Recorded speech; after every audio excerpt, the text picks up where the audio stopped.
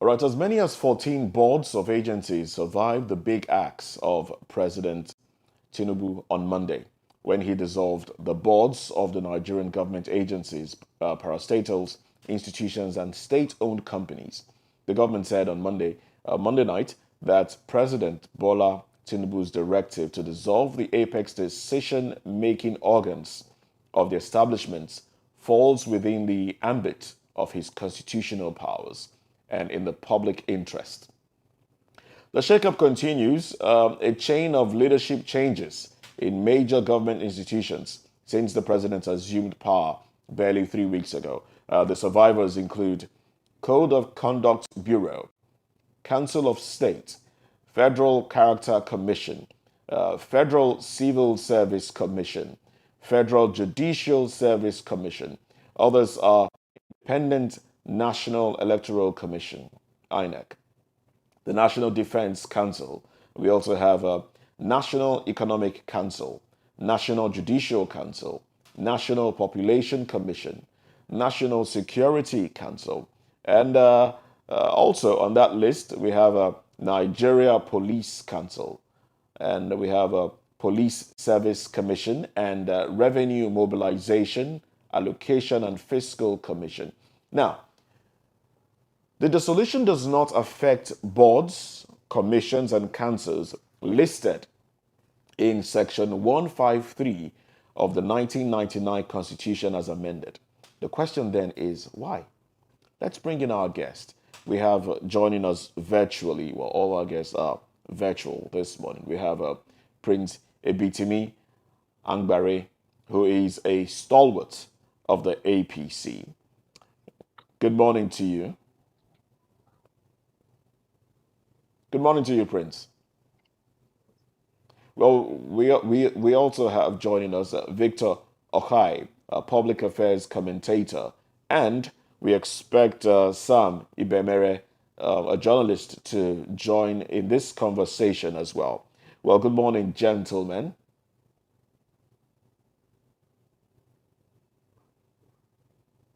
I want to believe we have Victor Okai with us right now. All right, we'd like for you to unmute your microphone so we can hear you, because it seems like you're speaking, but we cannot hear you. Can you do that for us, please?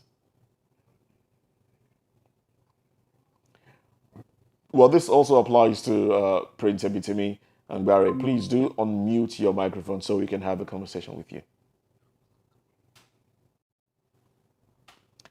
All right, Victor, good morning once again. Good morning. Good to have you. Good to have you here. Now, I'm going to ask you this question. Yeah, same here. I want to start by asking, is this...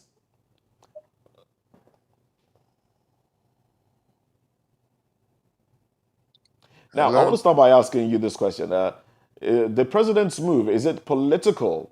Is it a political step or an administrative one? How do you weigh in on this? Well, it has to be a mixture of both. But I want to look at it more. It has to be both, and I'll tell you why. It has to be both, okay? Yeah, it has to be both.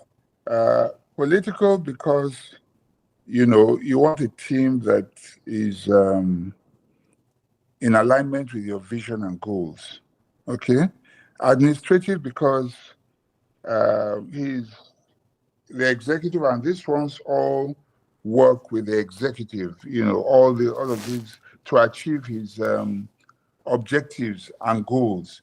So he has a vision, or he comes with a vision, and he has to be able to have people who can drive that vision along with him, who can help him achieve this vision. So you need one, loyalist; two, people can buy into your vision and execute it. And you want to also look at competence. Sometimes I will wait and see what happens with the appointments.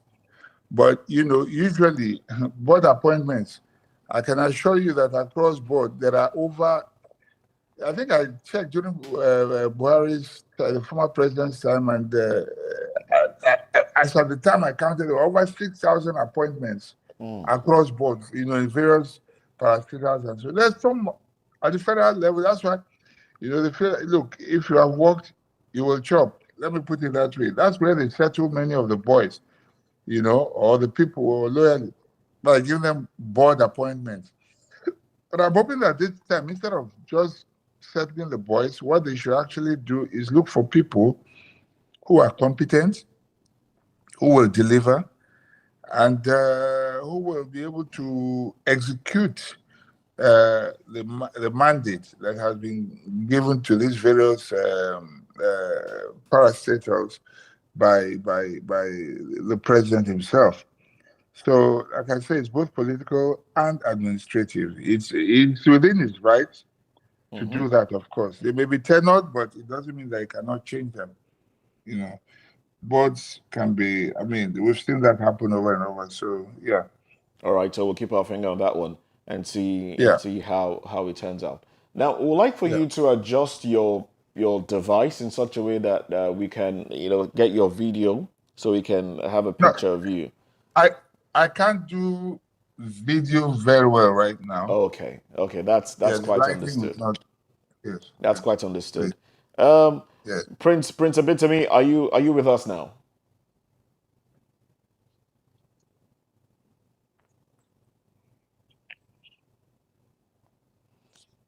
All right. Well, if you are speaking, we can't hear you because your mic is. You mute your mic, so you might need to unmute it so we can hear you, Prince Abitami. All right. Now, while we're at it, that, let me stay with you, Victor. Oh, hi. Now, right now, all correspondences arising from the vacuum created will be filled by the president himself. But how long can that be? Isn't this a lot for the presidency to handle, overseeing all these boards and MDAs, boards of MDAs? To be honest, a typical Nigerian president will want to handle everything if he can. I'm sorry to say. Of course, it's going to be a lot. Even though it's been said that it will pass through the permanent secretary of, I think, the relevant ministry where the parastatal is under, but it's going to be quite a lot. The reason being that, there are certain contracts that require board approvals, certain amounts that the chief executive alone cannot take the decision. So it requires board approval. That means the president must approve. Certain decisions, it could be promotions or whatever, that require board approval. It means the president must be involved. So it's one of two things. Either the president delegates that function in his office, or, well, you'll have to be very busy, which is perhaps why they say our presidents don't sleep until 3 or 4 a.m., every day. So, but it is quite a lot. And for the age of the president, it will be telling. It's no wonder that, that may not necessarily have been the case, appointments were made, but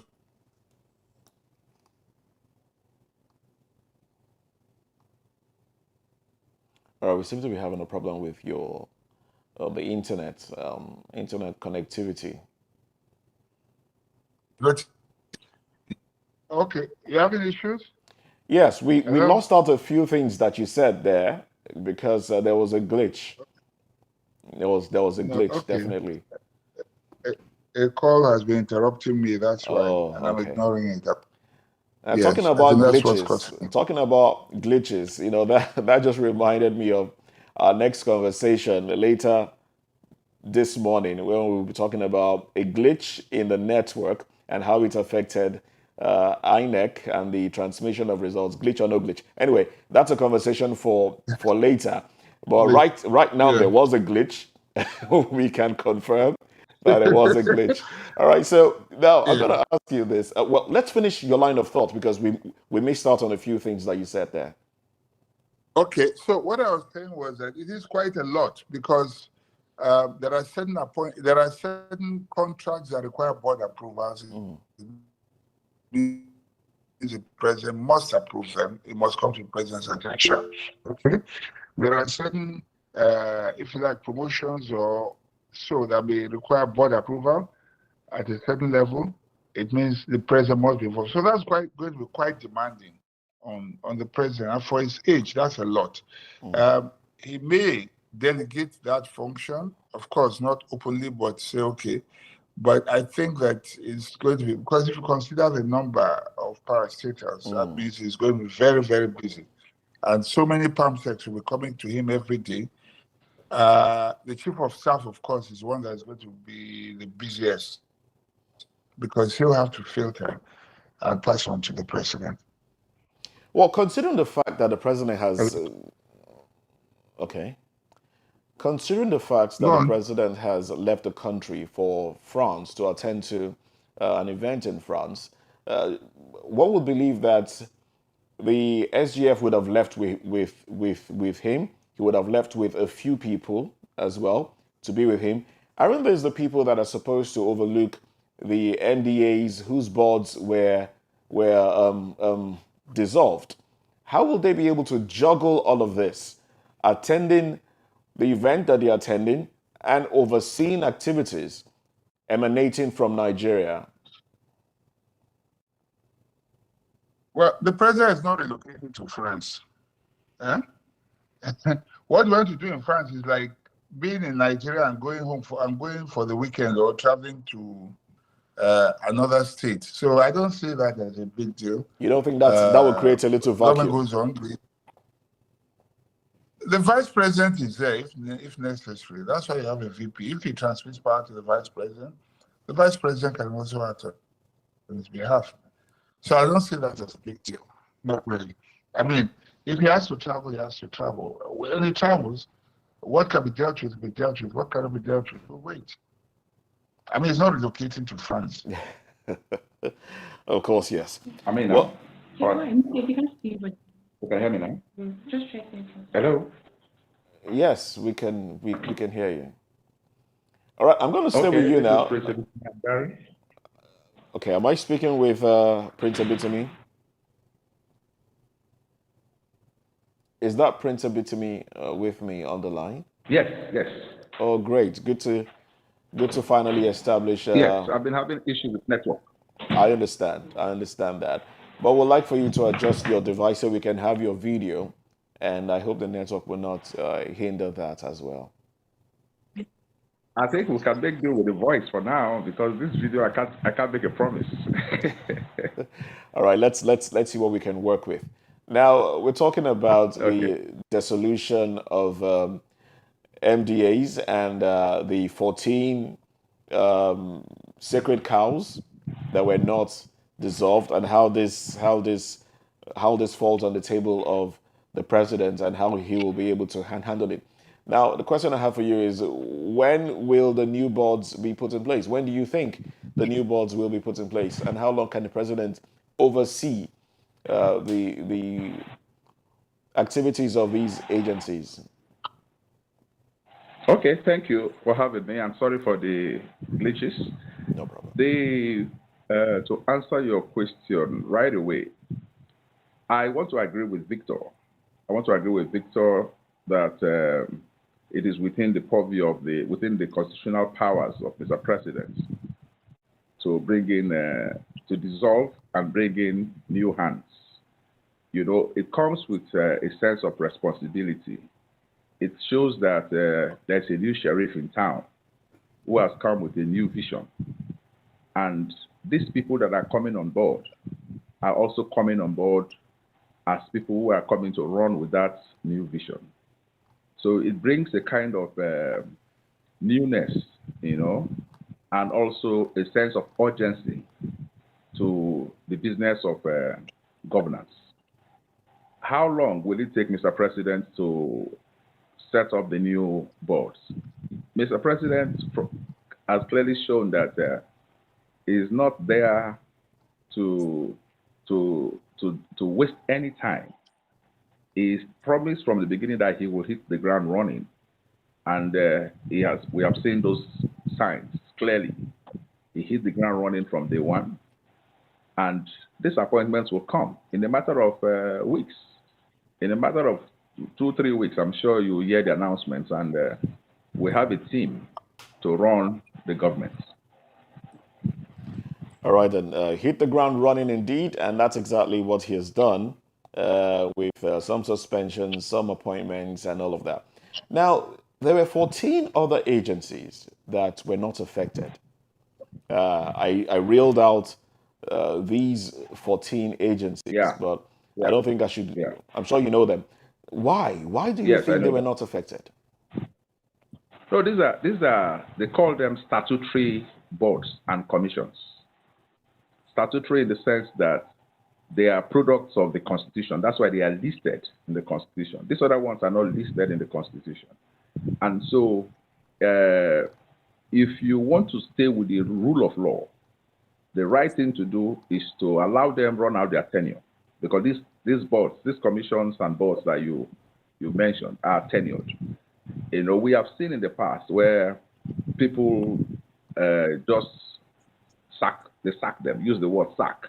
They just sack members of these boards and commissions. It's unconstitutional. Some even go to the point of say, okay, just take your salaries in advance and go. For example, you have 3 years to run. Take your salaries in advance and go. It is also not the right thing to do. Let them run, complete their process, their tenure.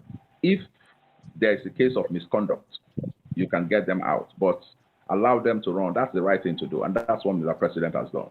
It clearly shows that he's a respecter of the rule of law.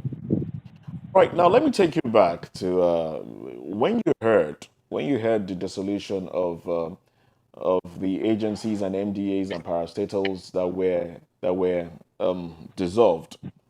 What did you think? How did you take it? The right thing, because as I said earlier, that sense of a new beginning must be established. The sense of a new beginning. Okay? It's not necessary, it's not it's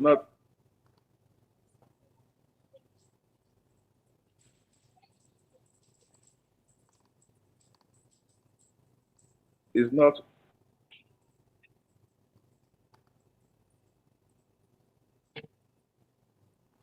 We seem to be having a glitch with your network now. it's not to punish anything. It's just to say that listed in the Constitution, and that has been done. So we start afresh, bringing people. Even some of these people may come back.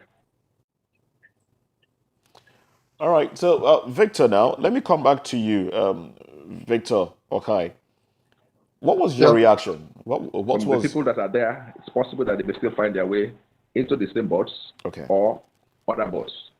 Okay, But it will depend on what's the yeah.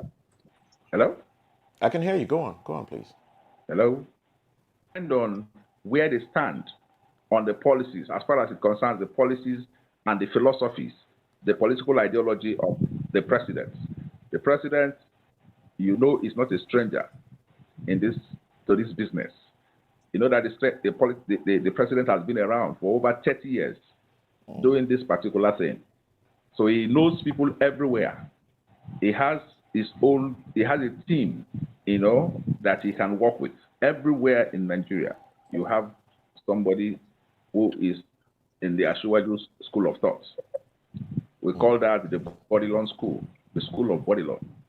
Ashiwaju does not lack people, you know. So people who have that orientation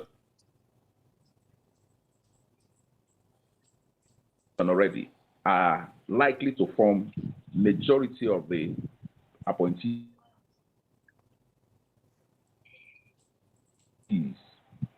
because they know the vision and they will run with the vision. All right, then. Thank you very much. Let me come to you now, Victor. Okay. I'm going to pick up from where Prince Abitemi dropped it Yeah. off. He said, you know, there's a school that has been running with the Ashiwaju Bola Ahmed, you know, for a while. People that he believes can do the job. Now, don't you see what do you make of the appointments so far? What do you make of the appointment so far? And talking about the boards now, I would like for you to merge both of them. Talking about the boards, are we going to see people that are well deserving, all right, of the positions, occupying those positions? Or are we going to see a situation whereby those who have been loyal or those who have lobbied will be the ones to occupy, some of these seats? Well, if there's a boarding school, it means therefore that there will be strong lobbies, no doubt. I can't say, I will have to wait and see. And I want to say this because Nigeria is different from Lagos. And I'll tell you why.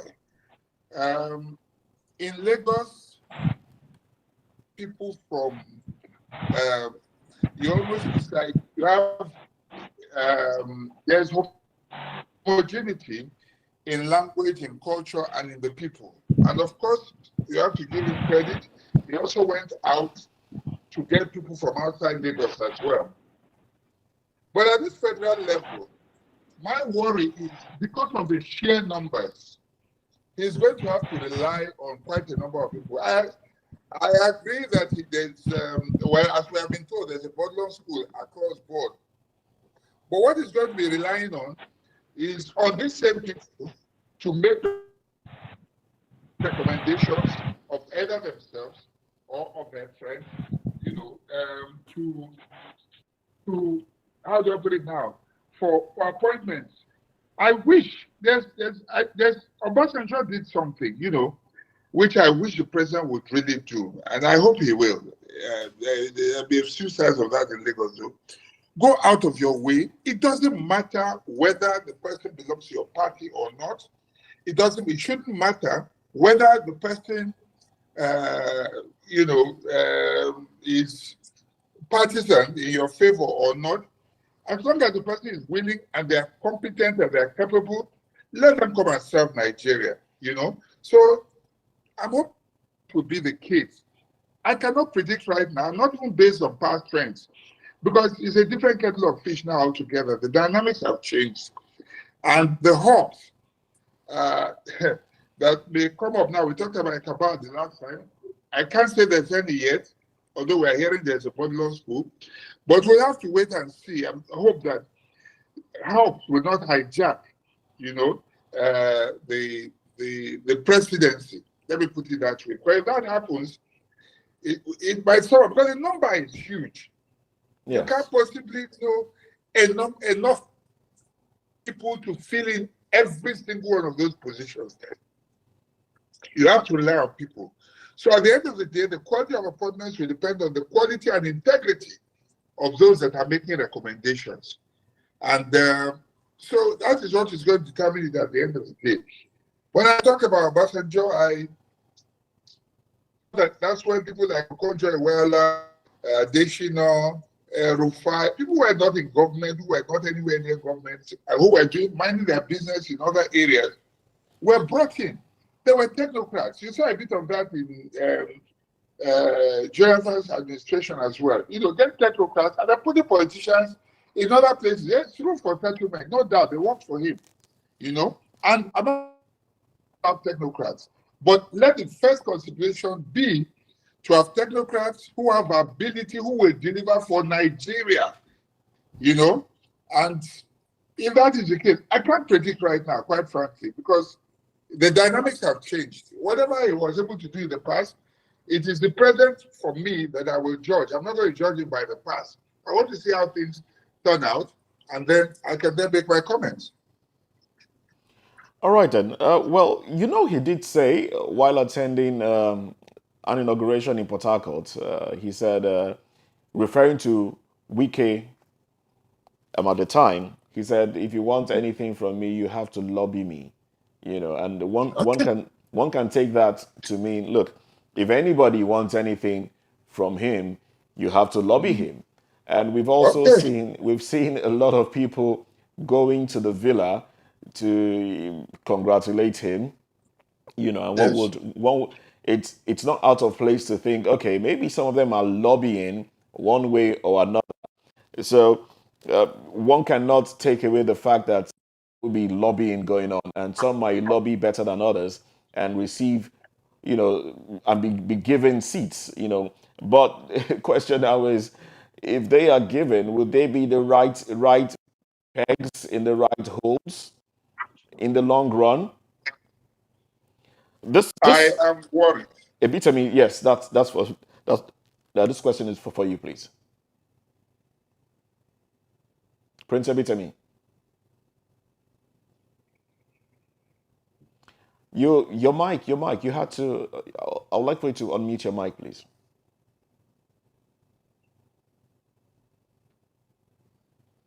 Now, all right. Can Okay. you hear me? Yes. Go ahead. Okay. All right, good. One thing you can't take away from Mr. President is his ability to pick the right people. His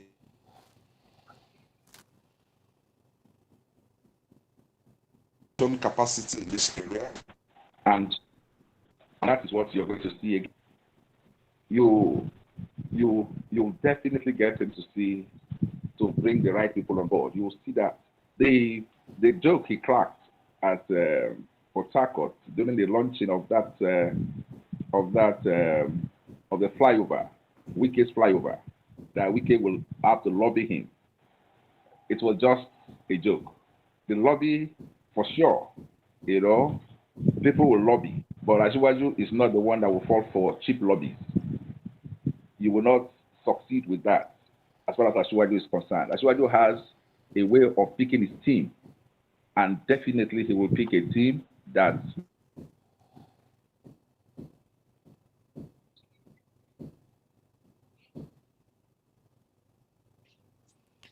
All right. We seem to be there's a. Okay. Well, we are having issues with your network connection there. Uh, I hope that we can reestablish contact with you, so we can get. I'm hearing you. Yes, okay, I but can hear you. there was the break. You were saying Okay, something so about him picking his team. That was the last thing I got. yes, He has a way of picking his yes, team. I said he will pick a team that Nigerians will be proud of. Asiwaju has a way of picking his team, and definitely, as president, he will pick his team. You can see so far the appointments that have been made.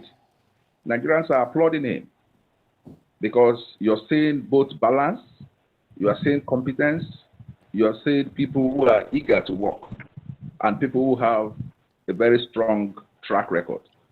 So this is what the man is known for. The man President Bola Ahmed Tinubu is known for, and we'll see more of that in the coming days.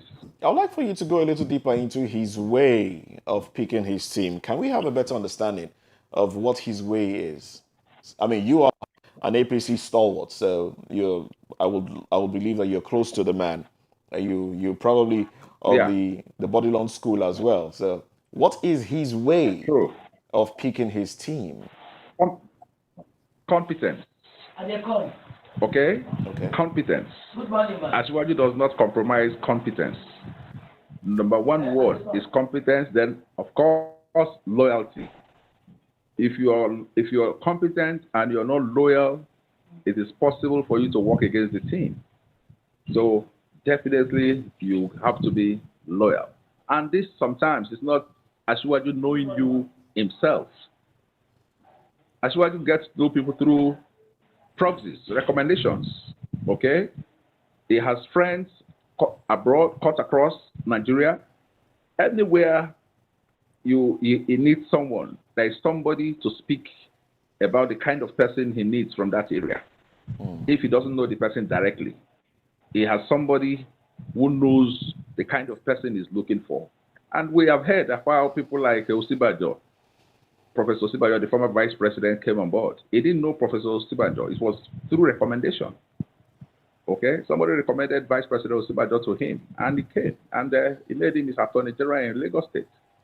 And that's how it has worked.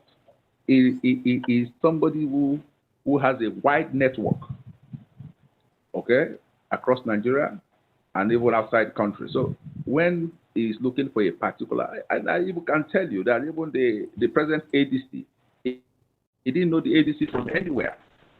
Okay, they just mentioned the kind of ADC he's looking for, and they shopped for him, and they brought the ADC. And if it's it clearly shows that the man fits the ball. Fits the bill. You understand? So this is Ashwaju's style. He has a very wide network, and because he's a goal-getter, somebody who has the knack for achievement. He wants to achieve. He's open to talk to people, and get the best to do the job. All right. Now, when we talk about picking people, you have said that some of them he may not know personally, but those around him, those he trusts, may recommend, and then he will go ahead and pick. And then you also mentioned loyalty. I would want to ask, loyalty to whom should we be concerned about? Is loyalty to him, loyalty to the people or persons that would appoint or that would recommend those people, or loyalty to Nigeria? Which one do you think it will be? Loyalty to the country, loyalty to get the job done. You understand? The loyalty to the vision. If you're not loyal to a vision, you can't run with the vision. All right? This Ashwaju has a vision for Nigeria. So the loyalty is not to him as a person. The loyalty is to that vision. And if you're loyal to the vision, you will definitely be loyal to Nigeria, because getting the job done will be to the satisfaction of Nigerians and also to the satisfaction of the man who has given you the appointment. So the loyalty is, what is the vision? This is the vision. I'm loyal to this vision. I key into this vision. I'm running with this vision. In the end, the one who has appointed you will be happy. In the end, the results that will come as a result of your passion for that job will make Nigerians to also be happy. All right, let me come to you now, Peter Ohai. All right, thank you. Now, let's look at this appointment. Because we talk about loyalty to the vision. Prince Abitami has, rightly said, a loyalty to the vision of Nigeria. At a certain time in 2014, 2015, there was a relationship brewed, and there was some sort of recommendation, and Tinubu supported, the president now supported Muhammadu Buhari to become president of Nigeria. There was some sort of loyalty, I would like to believe.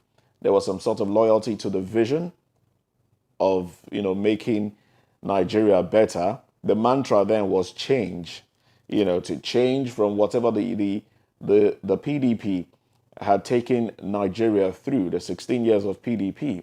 There was that talk of, let's make a change. And some Nigerians would want to argue with you that was a palatable change, because some Nigerians have had to suffer that change. Now, when we now look at appointments based on loyalty now, do you buy the same idea that this will not be loyalty to individuals or loyalty to, the person himself, as against loyalty to the nation? Well, for many Nigerian politicians, loyalty is best to themselves, to their stomach. I'm sorry to say, and you see, if you want true loyalty to Nigeria, then you have to have people who are not beholden to anyone or owing heavy favors. Because when you do that, you can't really do what you're supposed to do. I'll give you a small example. You recall the late strongman of Ibadan politics, Adedibu? Mm-hmm. He would almost literally install governors, and you recall the famous case between him and Ladoja, where he was talking about the what do you call it now, security allowance, security vote, where he felt that it was his right, that man ought to give him the money. Now, a man like that will find it difficult to act otherwise because he's already owing favors. So his loyalty cannot be to the people anymore, but to the Godfather.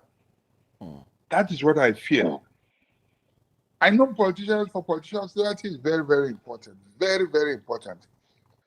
But you see, once an appointment has been made, at that point, the president can hire and fire. From that moment on, you work for Nigeria under the vision of the government. That is the way it should be. But if you owe too much, it's difficult to really act right, because then you keep looking over your shoulders to see whether the president is approving of what you're doing or not. And that's where you see, when you overemphasize loyalty, that's where you see people backbiting and backstabbing each other, all sorts of. And if you're a president or a leader who is always trying to, find out who is loyal and who is not, unfortunately, you will succumb to flattery, and flattery will make you miss out on, it will make you miss out even on your best hands, because not everybody is good at lobbying. Some, all they do is just lobbying. They will just come, tell us sorts of stories just to pull down even the man that is competent and that is focused on doing his job. I'll give you a small example. Again, you may say this to the credit of the president. Somebody like Fashola, when he was chief of staff and in cabinet, in Lagos State, it was at the end of meetings.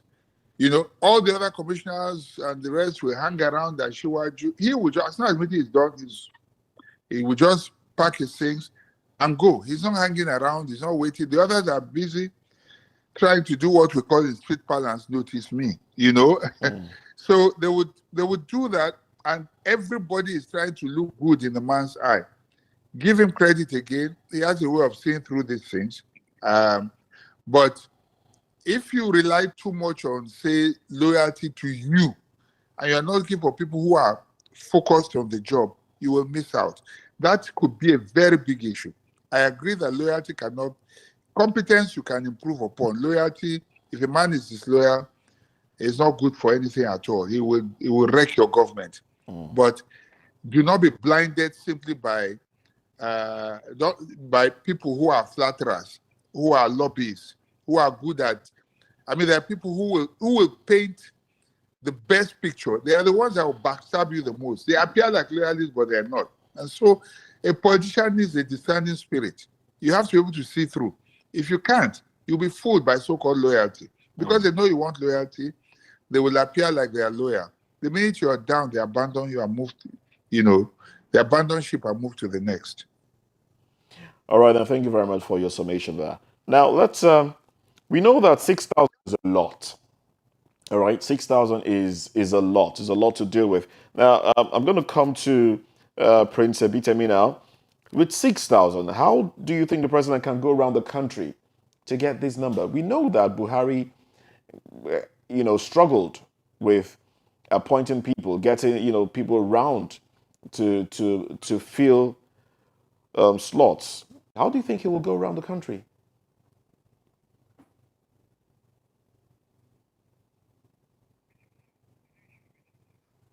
All right, Prince Ebitemi, I think you would have to unmute again. Okay. Okay, can you hear me now? Yes. Sorry. Okay, you were breaking at the point. Okay. I was asking 6,000.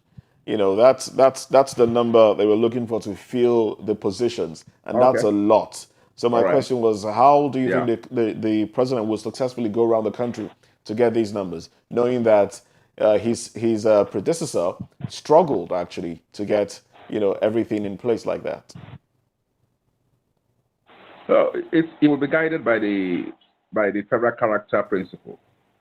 Okay, and that means that every state has a particular number to contribute to this 6,000 plus, right? And so it looks big, but when you break 6,000 down into 36 and FCT, you now realize that, and it will go further down to the 774 local government areas, because this government is going to it's a government that's talking about spread, balance. So by the time you break into 774 local government areas plus the FCT, you find out that it's not a big deal to assemble this team. As I said earlier, it's going to come through different, like we have we're a political party, okay? We exist in the 36 states. We exist in the 774 local government areas. So by the time we make our contributions from these numbers, you find out that 6,000 is not a big deal. So that will be spread across Nigeria. Asuwaju has demonstrated already in the few appointments he has given out. You can see that there is spread. It tries best to balance on the part of religion, on the part of tribe, So it will be a big deal to assemble this team. All right, now will we see a situation whereby someone who is credible, someone who can fill a position that may not be a member or a card-carrying member of the APC, actually a member of another party, maybe an opposition party or any other party, but can fill a position? Do you think we'll see a situation whereby that person will be chosen? It is a possibility. It's a possibility because we're looking at, Asuwaju, of course, you know that if you use his period as governor of Lagos State, you will know that he brought people who were not in his party to be part of his government. He brought people who were not from from Lagos State to be part of his cabinet. You understand? So it's not unexpected. It's not unexpected at all. All right. Thank you very much. But we'll stay with you as we go into the topic for today. So I will crave your indulgence. All right. Thank you very much. Now, Amazon Web Services Incorporated, which the Independent National Electoral Commission INEC engaged to provide technical support to it during the general election, has told the Election Tribunal that it did not record any technical glitch in the country on February 25. And that was the day the presidential elections held. Amazon's position is contrary to INEC's claim as to why it couldn't transmit election results electronically. Representatives of the company, Mpe Clarita Oga, mounted the box as the seventh witness in the petition that the Labour Party and its candidate, Mr. Peter Obi, filed to nullify the election of President Bola Tinubu of the ruling All Progressive Congress APC. Contrary to the position of INEC, the witness, who was led in evidence by a member of Obi's legal team, Mr. Patrick Ikweto, SAN, told the court that it did not record any technical glitch in the country on February 25, which was the day the presidential election held. Now, it will be recalled that the electoral body had blamed its inability to electronically transmit results of the presidential poll to its viewing portal in real time using the bimodal voter accreditation, that's the BVAS machines, on technical glitches it experienced on the election day. Well, however, in her own evidence on Monday, the witness, who identified herself as a cloud engineer and an architect, tendered 6 volumes of reports from 33 regions of the world where Amazon Web Services host its servers. And according to the witness, the regions are North America, South America, Asia, Africa, Oceania, and Europe. And she told the court that there was no technical glitch across all 6 continents housing AWS cloud services on February 25, 2023. So my question now, gentlemen, is this is the testimony of Inec's own technical partners, Amazon. All right, Amazon is not a member of the Labour Party, nor are they a member of the PDP. Except someone still thinks they are being like a partisan. But what do you make of this statement? I'm going to come to you now, Prince Ebitemi.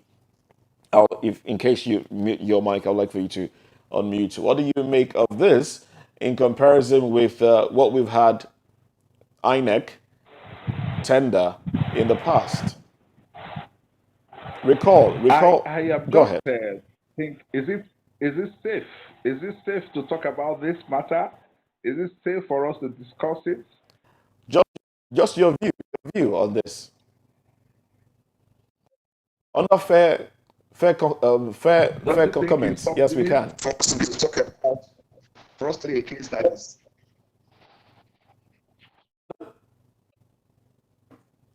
Can, eh? Okay. Yes, we can.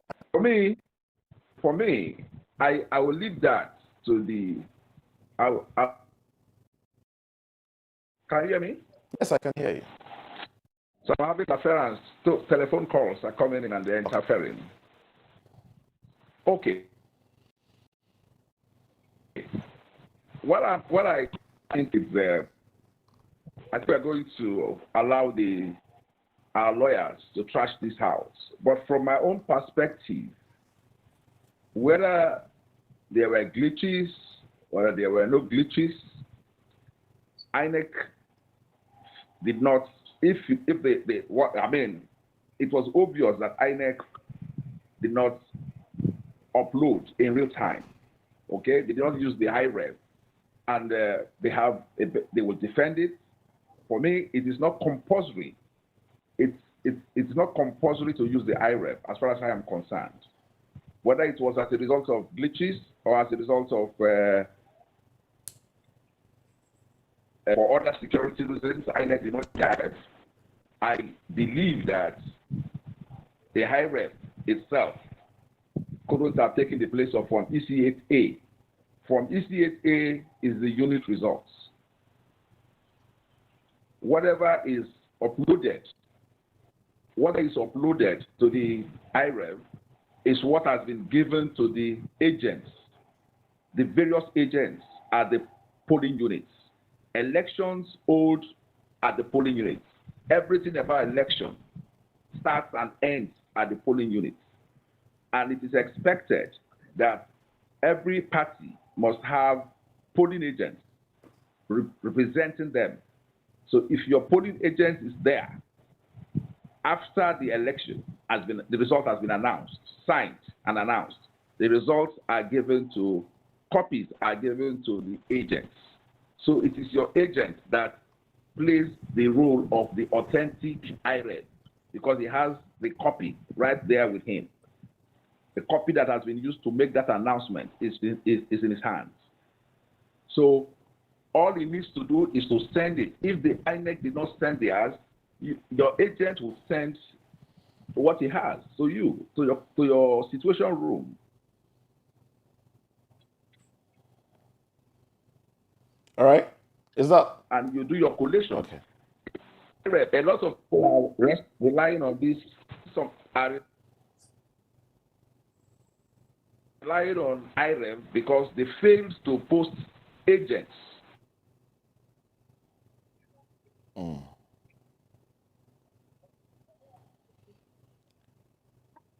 All right. I think, okay. Let me They come could to. not mobilize their agents to the. They could not mobilize their agents to the polling stations on the day of election, and they expected was just to support the real thing. The real thing is agents go. Yeah.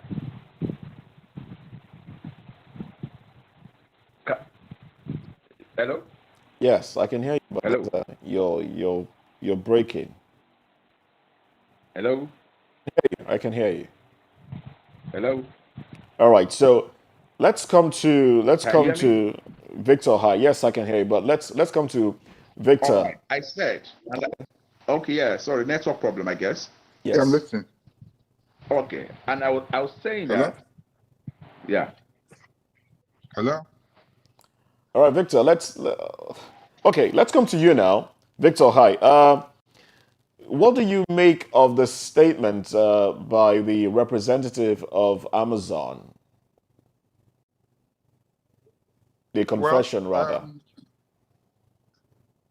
in order to uh, say to say anything, I have to look at how the presentation was made. This person from Amazon put, I think it's a she. It's a she. Yes. Yes. Yes. She laid her credentials bare, brought her CV, brought her letter of appointment, and then also brought in evidence from different parts, from their servers across all the continents as proof. First of all, she has demonstrated she's an authority figure, she's competent, and she has the locals to stand and to speak on the matter. And then she went a step further to bring evidence from the servers across all the continents, all the other continents, to show that there was no such thing as a glitch. Now it is confusing. Why would we adopt technology if we cannot rely on technology? Why would we? I mean, if you're talking about the AWS, you're talking about one of the most secure. I mean, nothing is 100% fallible, but one of the most secure security systems or cloud security systems in the world. So they are supposed to even be testifying on behalf of Inec, but from the evidence, it means that somebody is not telling the truth. From Inec, it shows a bit of insincerity. So I would take her evidence complete, hook, line, and sinker, because she has demonstrated competence, locus, and she has also shown proof that Inec is lying. If we are talking about the form, I mean the form EC, whatever it is, I can't even remember the name now, ZC or what.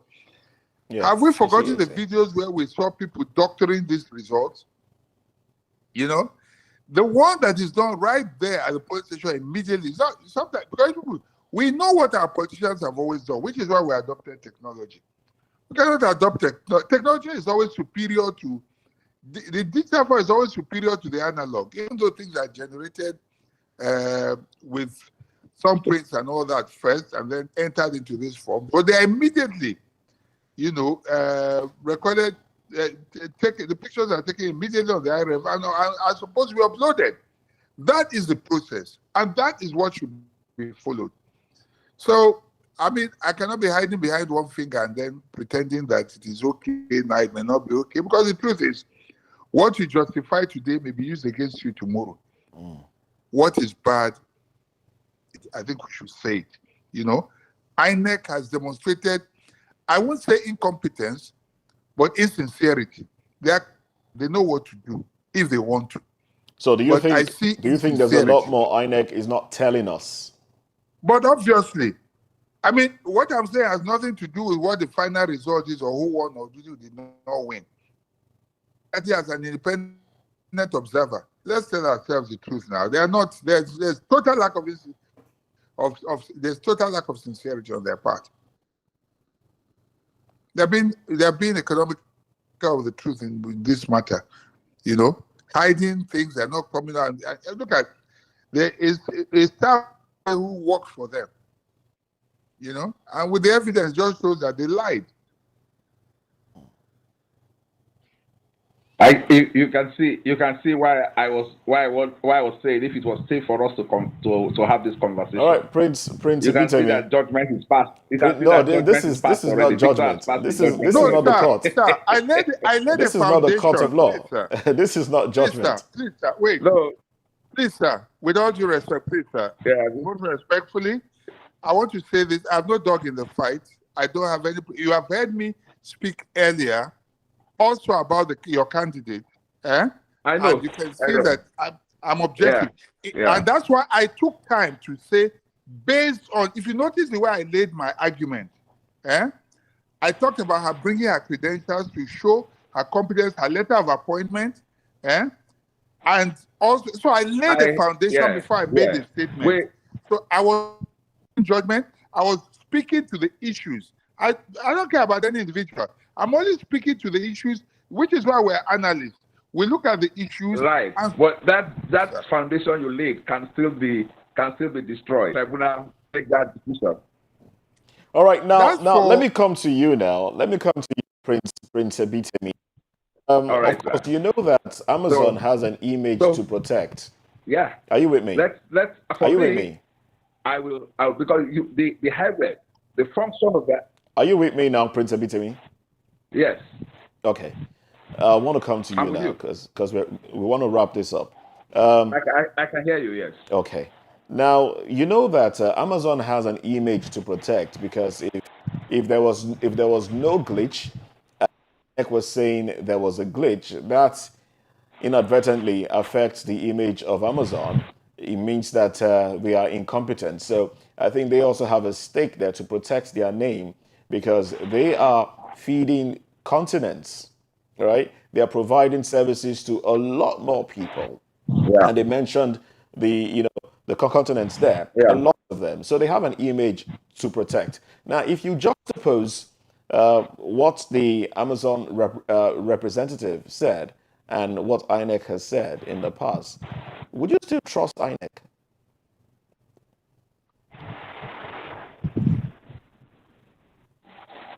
Well, it's still early in the day. To trust? I will wait or to believe? I will wait for Inec to defend their position. Okay? Yes, I will wait for Inec to defend their position in the tribunal.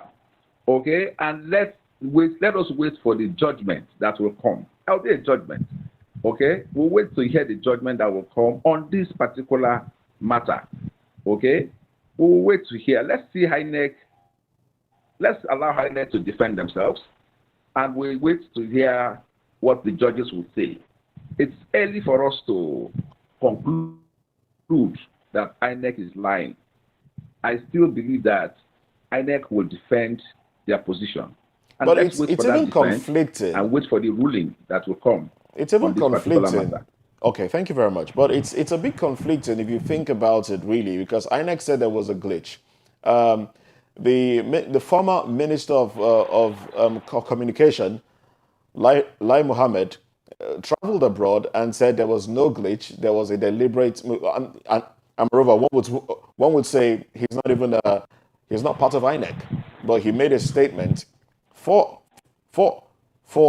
Inec, and now we are having Amazon reps coming to say this. So there's a lot of disparity. But as you have rightly said, we'll wait for Inec to defend itself at the Presidential Petitions Court. Right? Yeah. All right, then. Thank you very much. I must say a very big thank you to you two gentlemen for staying with me this morning. Prince Ebitemi Angbare, an APC stalwart. Thank you very much for coming on the program. And also Mr. Victor Ohai, public affairs analyst.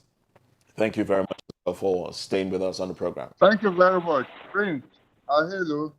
All right. Thank you, Victor. Thank you, All right. Victor. All right. Thank you, Victor. All right. Okay, so we'll take a break now. Bye when we come back, we'll get into business and entertainment and sports as well. So stay with us.